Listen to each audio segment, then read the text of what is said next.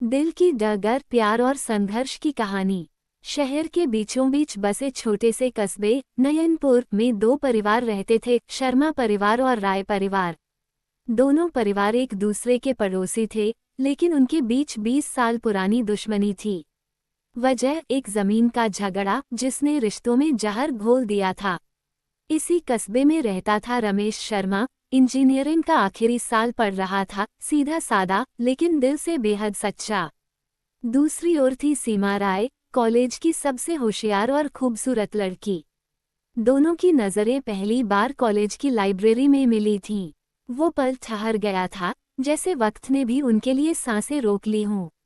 सीमा किताब ढूंढ रही थी और रमेश ने वो किताब पहले ही उठा ली थी।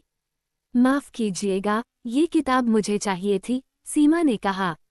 रमेश मुस्कुराया, पढ़ाई में तो आप मुझसे आगे हैं, तो ये किताब आपका ही हक है। उस दिन से उनकी बातें शुरू हुई और फिर वो बातें आदत बन गईं। कभी नोट्स शेयर करना, कभी कॉलेज फेस्ट में साथ रिहर्सल। धीरे धीरे प्यार की लकीरें दोनों के दिलों पर खींचने लगीं। लेकिन दोनों जानते थे, उनके परिवारों के बीच की दीवार इतनी आसानी से नहीं गिरने वाली। एक शाम रमेश ने हिम्मत जुटाई और अपने पिता से बात की। पापा, मैं सीमा से शादी करना चाहता हूँ। कमरे में सन्नाटा छा गया। पिता की आंखों में गुस्सा और पुरानी यादों का तूफान था। राय परिवार, वही जिन्होंने हमारे खेत पर कब्जा किया था। कभी नहीं। रमेश चुप रहा, लेकिन उसके मन में प्यार की लौ और भी प्रज्वलित हो गई।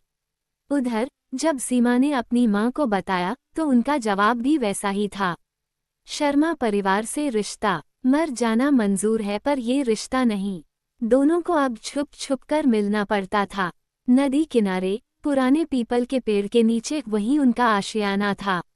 एक दिन अचानक उनके रिश्ते की बात दोनों परिवारों तक पहुंच गई। रमेश के पिता ने गुस्से में उसे घर से निकाल दिया। सीमा के पिता ने उसकी कॉलेज की पढ़ाई बंद कर दी। वो रोई, बहुत रोई। रमेश ने हाथ थामा, सीमा, मैं तुम्हें कभी अकेला नहीं छोड़ूंगा। लेकिन हालात ने दोनों को अलग कर दिया। रमेश शहर छोड़कर चला गया। 5 साल बाद रमेश अब एक सफल इंजीनियर था, मुंबई में नौकरी कर रहा था। पर दिल में खालीपन वही था। सीमा की याद अब भी जिंदा थी। एक दिन उसे खबर मिली, सीमा की शादी तय हो गई है। दिल कांप गया। वो ट्रेन पकड़कर वापस नयनपुर पहुंचा। शादी से एक दिन पहले सीमा मंदिर में आई। वहीं रमेश उसका इंतजार कर रहा था। तुम लौट आए? हाँ, क्योंकि मैं अभी भी तुमसे उतना ही प्यार करता हूँ जितना पहले करता था। आंखों में आंसू थे, लेकिन दिल में सच्चाई थी। सीमा बोली, मैं भी तुम्हें भूल नहीं पाई रमेश, पर अब बहुत देर हो चुकी है। उसी वक्त दोनों के परिवार वहां पहुंच गए। शोर, गुस्सा, ताने, सब कुछ हवा में गूंजने लगा। रमेश ने हाथ जोड़कर कहा, प्यार कोई गुनाह नहीं, अगर हमारे दिल साफ हैं तो हमें मिलना चाहिए। आपकी दुश्मनी ने हमें बहुत तोड़ा है, अब इस नफरत को खत्म कीजिए। उनके शब्दों में इतनी सच्चाई थी कि सबका दिल पिघल गया।